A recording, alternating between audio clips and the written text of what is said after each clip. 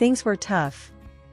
After losing my job as a retail manager, it felt like every door in the industry slammed shut right in front of me.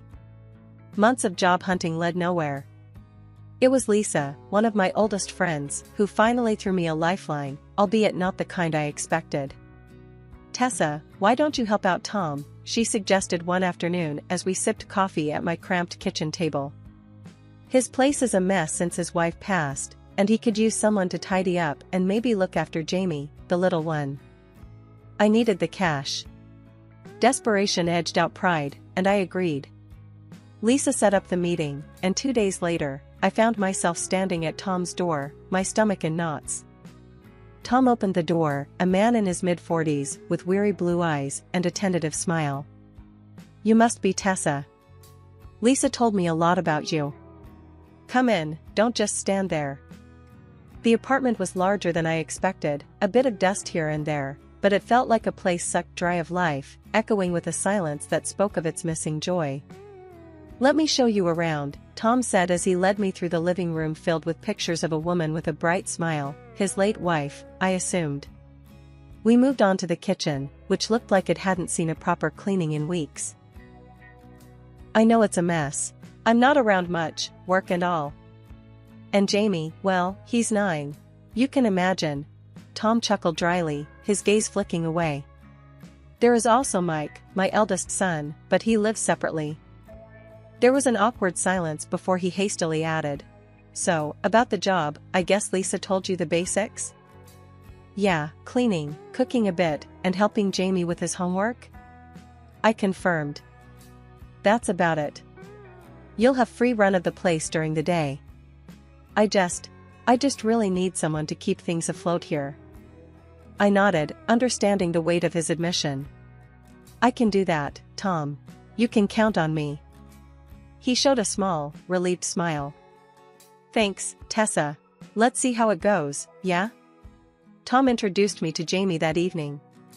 The kid was a mop of untidy hair with curious eyes and a suspicious look as he sized me up from his spot on the living room couch. "You gonna be our new maid?" he asked bluntly, his voice sharp. "I guess you could say that. But I'm also here to help you out with your studies and stuff," I replied, trying to make my tone as friendly as possible. As I left their apartment that day, I felt a mix of emotions swirling within me. This was not the life I had planned, but somehow, it felt like exactly where I needed to be. The early days at Tom's apartment were like walking a tightrope. I kept busy scrubbing, cooking, and learning the ropes of managing a household that wasn't mine. It wasn't long before the place started looking more like a home than a storage unit. Tom seemed appreciative, though he was a man of few words. One Tuesday morning, I was elbow-deep in suds, scrubbing a stubborn stain off a frying pan when Jamie wandered into the kitchen. His hair was even messier than usual, and he had that scowl that seemed glued to his face. "Hey, you missed a spot," he said, pointing at a corner of the floor I hadn't gotten to yet. I rinsed the pan and turned to him, wiping my hands on my apron. "Want to give me a hand?" I asked. He rolled his eyes. "No way, that's your job." "Sure, but wouldn't hurt to help out a bit. Maybe learn something useful." I shot back with a half-smile, hoping to tease a bit of cooperation out of him. Jamie huffed, crossing his arms. "Whatever." That afternoon, I caught him struggling with his math homework. Numbers spread out on the table like they were parts of a puzzle he couldn't put together. I sat down next to him, my fingers tapping the table lightly. "Stuck?" I asked, glancing at the jumble of equations. "It's dumb. I don't get why I gotta learn this crap," he muttered, shoving the workbook away. "Let me show you something," I said, pulling the book back between us. For the next hour, I broke down the problems into steps that even I would have understood back in school. Slowly, Jamie started getting the hang of it, and when he solved the last problem on his own, he couldn't hide a proud grin.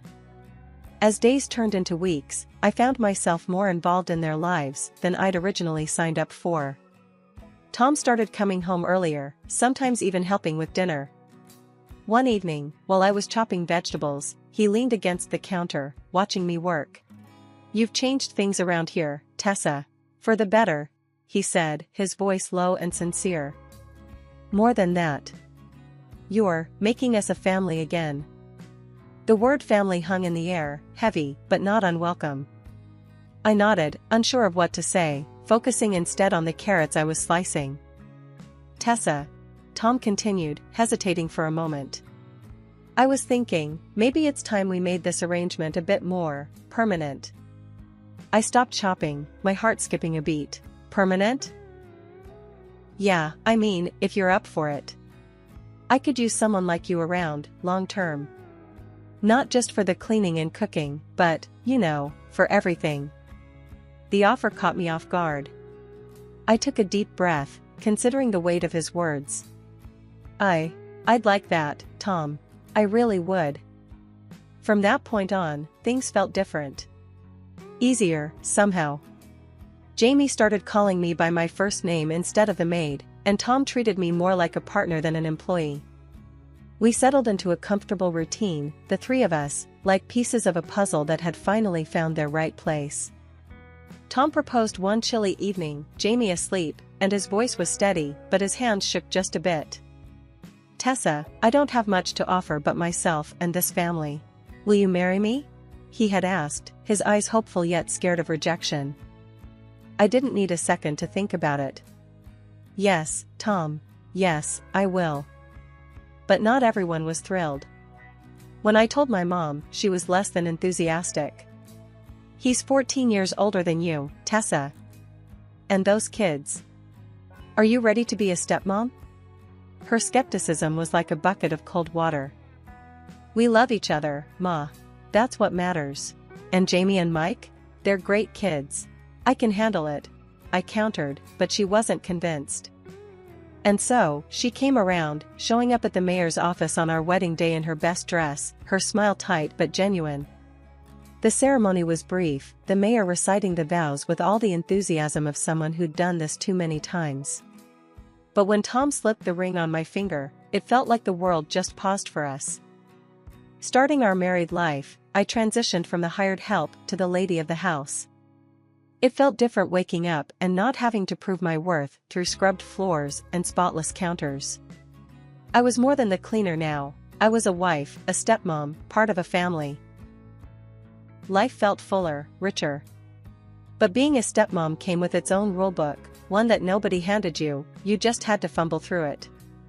Jamie, who I'd thought of as my little buddy, suddenly seemed to realize I was in his mom's spot. Why do you always have to tell me what to do? He'd challenge, his little face scrunched up in annoyance. Because I care about you, Jamie. It's part of my job now.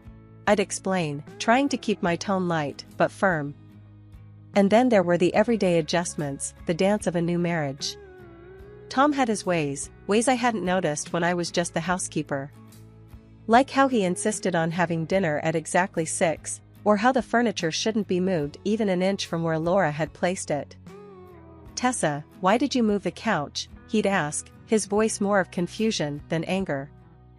Just trying something new, mixing it up a bit, I'd reply, pushing the couch back reluctantly under his watchful eyes. Let's keep it the original way. It's how Laura liked it, he'd say, and that was that. Laura's ghost hovered in the corners, her touch lingering in the arrangement of cushions and photo frames. A few months later, Tom asked me to come to work for the sake of an additional source of income. It was okay, but I was upset by the demanding tone of his voice. I got a job at a store nearby to keep up with cooking and cleaning the house. Family life has not turned out to be as easy as I once imagined it would be. A year into our marriage, I started feeling like a guest in what was supposed to be my home. Tom seemed to have rules that never came up when we were dating, like an invisible playbook I wasn't privy to. It all came to a head one afternoon when I decided to switch out the old rug in the bathroom. It was a simple change, nothing drastic, just a new rug to brighten up the space. But when Tom came home and saw it, you'd think I'd redecorated the whole apartment. What's this? He stood in the bathroom doorway, his brow furrowed as he pointed at the rug. A new rug. The old one was getting moldy, I said, trying to keep my voice light, hoping to head off any drama. Why didn't you ask me? You know how I feel about changing things around here. His tone was sharp, cutting through the air like a knife. I didn't think a rug would be a big deal, Tom. I felt my defenses rising. Well, it is. I want things left the way they were. He was practically glaring at me now, and the intensity caught me off guard. That night at dinner, things went from bad to worse. Tom's younger son, Jamie, had been struggling at school, and somehow that was my fault too. Jamie's grades are slipping. What's going on with his homework? Tom asked, his eyes fixed on me across the table. I've been busy, Tom. I started that job at the store, remember? You wanted me to help out with money. I replied, my voice tight with frustration. So you're just going to let everything else slide? He was accusatory now, his voice raising a notch. I'm doing my best here. I shot back, feeling the weight of his expectations crushing me. It doesn't seem good enough. The house is a mess, and you're not keeping up with Jamie like you used to. Laura would have handled it better. The mention of his late wife was a low blow, and it hit its mark. I was silent, the hurt too deep to respond. The rest of the meal passed in tense silence. The troubles didn't stop at Tom. Jamie, seeing how his father treated me, started pushing boundaries too. One evening, I caught him up late on his computer, way past his bedtime. Jamie, it's late. You need to turn off the computer and go to bed, I said as calmly as I could. You're not my mom. You can't tell me what to do. His voice was loud, challenging. I'm not trying to be your mom, Jamie. But you have school tomorrow, and you need your rest. He scoffed, turning back to his screen. Whatever, Dad, he yelled, calling for backup. Tom came in, his face set in a hard line. Let him be, Tessa. He's fine. But he needs to sleep. It's not good for him to stay up so late. He's my son, I think I know what's best for him. Tom's tone was final, leaving no room for argument. Feeling undermined and disrespected, I retreated, the gap between us growing wider by the day. I started to feel like nothing more than a housekeeper, a nanny, someone who was there to cook and clean and then step out of the way. The day I got a bonus at work should have been a joyous occasion. With the extra money, I did something I hadn't done in a long while. I bought myself a new dress. It was nothing extravagant, just a simple, pretty thing that made me feel good when I tried it on. I was wearing the dress when I got home, a small smile playing on my lips as I imagined Tom's surprise. He noticed all right, but not the way I had hoped. What's that? He asked, his tone harsh as he eyed my new purchase. It's just a dress, Tom. I bought it with my bonus, I said, twirling a little to show it off, trying to lighten the mood. A bonus, huh? And you thought the best thing to spend it on was a dress? His voice rose with each word. I stopped twirling, feeling the happiness drain out of me. I thought it was okay to treat myself. Treat yourself? Tom scoffed. That money could have gone to something we actually needed. Like bills. Or saving up for something important. Before I could respond, Jamie chimed in from the doorway, his voice bitter. Yeah, or maybe a new console that I've been asking for. I looked from Jamie to Tom, my heart sinking. It was my bonus.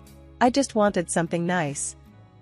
The room filled with a heavy silence, Tom's eyes cold and unyielding, Jamie's stare accusing. That night, they both started treating me like I was invisible, not a word or a glance in my direction unless absolutely necessary. This silent treatment went on for a week. Meals passed in silence, my attempts at conversation met with cold shoulders and dismissive grunts. It was like I didn't exist in my own home. But life has a way of testing you with more than you think you can handle. A couple of years later, during the pandemic, my mother passed away.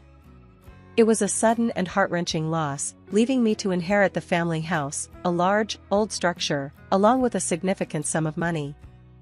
When I told Tom about the inheritance, his eyes lit up in a way that made me uncomfortable. We'll move there, he declared one evening, looking over the property papers.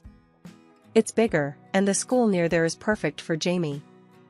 I nodded, too drained from grieving to argue or to ponder his sudden interest in my inheritance. Yes, maybe a new place will give us a fresh start, I said, hoping his intentions were as genuine as my wishes. We'll start packing up this weekend, Tom decided, already making plans. Packing was a slow process, each item a memory, each box a step toward a new life I hoped would be better. As the moving day approached, I found myself observing Tom and Jamie, watching them discuss room arrangements and renovations for the new house. Their enthusiasm was hard to gauge. Was it for the new start or for what the new house represented? That morning, I wasn't feeling great, my head was pounding, and my stomach was in knots. The store manager noticed my pale face and sent me home early, something I was grateful for. I let myself in with my key, expecting the usual silence, but instead, I was met with low, conspiratorial voices drifting from Tom's makeshift office. Instinctively, I pressed myself against the wall by the door, my breath catching in my throat as I listened. "Yeah, Dad, thanks for setting that up. Leaving the apartment to me is a big help," said Mike, Tom's eldest son, his voice a mix of gratitude and scheming. "No problem, Mike. Once we move into Tessa's place, I'll have more than enough. We'll live there a bit, I'll spend her money, and then I'll find a good reason to divorce her. We'll split the assets, easy." Tom's voice was cold, calculated. I felt a chill run down my spine. The pain of the betrayal was sharp, like a knife twisting in my gut. Mike laughed, a harsh sound that filled the room. "Man, your new girlfriend is way hotter than Tessa. Can't wait for you to ditch that stupid chicken." I stood frozen, not wanting to alert them to my presence. After a few moments, I quietly backed away from the door, my mind racing. The initial shock was giving way to a burning, seething anger. I had to act, but I needed to be smart. I left the apartment as silently as I had entered and headed straight to the lawyer's office. The lawyer, Mr. Reynolds, was a sharp-eyed man who listened intently as I laid everything out. "This is more common than you'd think," he said, his voice even. "But you've got a good head on your shoulders, and we'll make sure you come out of this on top." I nodded, feeling a semblance of control returning. "What are the next steps?" I asked. "We file for divorce on grounds of infidelity and deception. Gather any evidence you can. Recordings, documents, anything that shows his intent," Mr. Reynolds advised. "Thank you. I'll get everything ready," I said, standing up. The weight of the legal folder in my hand felt like a shield, something to protect me from the storm ahead. As I walked home, my mind was a whirl of plans and possibilities. When I returned home, Tom was in the kitchen, making dinner as if nothing had happened. Mike had left, and the normalcy of the scene was almost surreal. "Hey, you're back early. Feeling any better?" Tom asked, looking up from the stove. I forced a smile, my heart pounding in my chest. "A bit, yeah. Just tired," I said, keeping my voice light. "That's good. Dinner will be ready soon. Why don't you go lie down for a bit?" he suggested, turning back to his cooking. "Sure, I might just do that," I said, my voice sweet as syrup, but inside, I was steeling myself for the battle ahead. I went to our room, closed the door softly, and sat on the edge of the bed. The next few weeks would define the rest of my life. I wasn't just going to roll over and let Tom take everything from me, not without a fight. The morning of the move felt different. I had everything planned down to the last detail, and Tom had no clue about the storm that was about to hit him. I'd packed my personal belongings quietly over the past few weeks and had them moved to a new place in another city, a fresh start, a new me. This morning, I left the house as usual, a simple handbag in tow, telling Tom I was off to work early. "See you at the new house later," he called out nonchalantly, completely unaware of the bomb about to drop. I nodded, keeping my expression neutral. "Sure, see you there," I lied smoothly, closing the door behind me with a soft click that marked the end of my old life. Meanwhile, Tom and Jamie were supposed to meet the movers at my inherited house and relocate our family there. What Tom didn't know was that there was no family to relocate anymore, and that house wasn't ours to call home any longer. I waited patiently in my new apartment, my heart racing as I pictured the scene unfolding at the old house. At exactly 10 a.m., my phone buzzed, a message from my neighbor who was keeping an eye out. "He's there, looks confused," it read. Tom must have been standing at the door, expecting to walk into his new life. Instead, he was greeted by strangers, the new owners of the house I had sold, right from under him. I imagined his face, the confusion morphing into realization and then anger as he processed the betrayal. According to my neighbor, Tom knocked on the door, and a confused couple opened it, introducing themselves. "We just bought this place. Who are you?" they would have asked, just as baffled by the presence of a moving truck full of furniture. The movers, equally perplexed, started asking where to put the boxes, and Tom, flustered and furious, tried to call me. My phone lit up with his number, but I ignored it, sticking to the plan. When no answers came, he had no choice but to return to his apartment, where another surprise awaited him. Mike, his eldest son, had moved in his own furniture, and his fiancée was already unpacking. The apartment was no longer Tom's sanctuary but a crowded mess of broken plans and shattered expectations. "Get out! This is still my place!" Tom must have roared, the vein in his neck throbbing with rage. "Dad, we gave up the lease on our apartment. We've got nowhere to go," Mike shot back, defiant and desperate. Finally, I picked up the phone after his third, more frantic call. Tom's voice was livid, tinged with a betrayal he thought only he was capable of. "Tessa, what the hell do you think you're doing? Why are you ruining everything?" I took a deep breath, my voice calm and resolute. "I know about everything, Tom. The plans you made with Mike, the girlfriend, your charming little comments.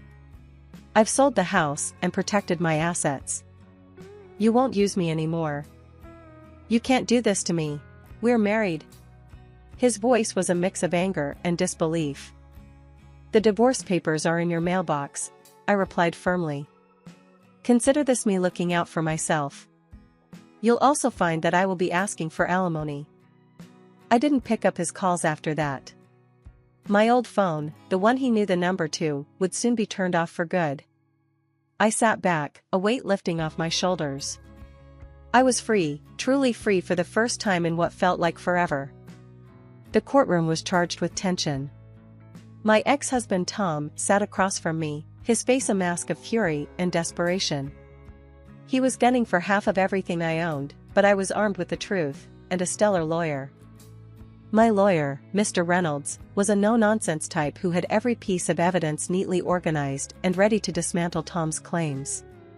"Your Honor, we have substantial proof of Mr. Wright's infidelity, and we intend to show that his demands for property share are not only baseless but also immoral," he stated confidently as the proceedings began.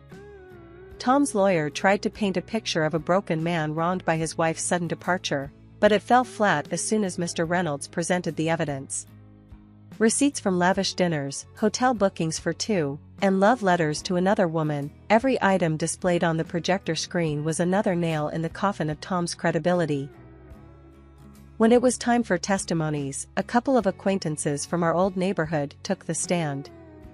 They didn't mince words. "I saw him at the lake with her. They were all over each other like teenagers," one testified, her tone disgusted. Tom's lawyer tried to counter, arguing about the legitimacy and relevance of the evidence, but it was clear the judge wasn't buying it. The atmosphere was thick with Tom's silent rage, I could almost feel it across the room. Finally, the judge delivered her verdict. "Given the evidence of infidelity and deception presented by the plaintiff, I find it impossible to grant any property claims to Mr. Wright. Furthermore, considering the income disparity, Mr. Wright is ordered to pay alimony." Tom's face went from red to white, his mouth opening and closing like a fish out of water. It was a sight I didn't enjoy, but it was justice, plain and simple. His mistress had left him once she realized there was no lavish lifestyle waiting for her, especially when she found out she'd have to share an apartment with his sons and his eldest son's fiancée. "I'm not going to be a free housekeeper," she'd said, echoing the irony of my past with Tom. As for Tom, he ended up exactly where he put himself. His battles with his eldest son over space and responsibilities were the stuff of local gossip. Jamie, the younger one, turned into a defiant teenager, harder to handle every day without a steady maternal influence. Meanwhile, I was building a new life far from that chaos. I took up courses in graphic design, something I'd always had a knack for but never pursued. The community here was vibrant and supportive, helping me network and establish a small freelance business. I was happy starting over.